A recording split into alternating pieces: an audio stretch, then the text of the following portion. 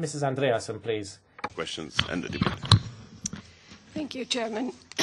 I'm not going to repeat many things that have been said, but I would like to start by saying that we need to consider the context in which this directive is being negotiated or debated.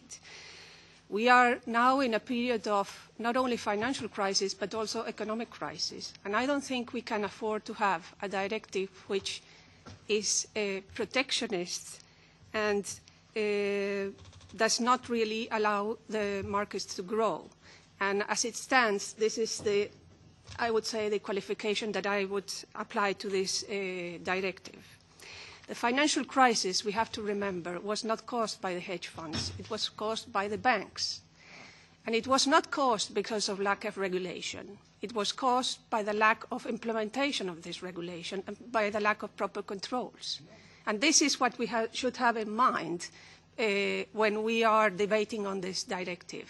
We are using elements and controls which are excessive in the light of what has caused this crisis. The directive wants to cover everything, all investment instruments, even the type of instruments that really have no risk at all, which is the case of the investment trusts, which are very usual in the United Kingdom, and that are publicly listed and closed-ended. The directive ends up being protectionist and costly also. The requirements for depositories and evaluation make this directive really costly, and as has been said before, the cost is going to be transferred to the investors, or else the business is going to go out of Europe, and we will end up losing all this business.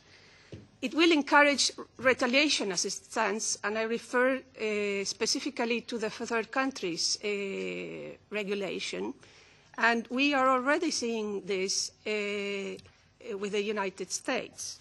But to finish, I would like to express my deep concern in relation to the powers that are being granted to the Commission. Powers that are defined very vaguely and that in practice will become illimited. Thank you. Thank you, Mrs. Andreasen. Alors,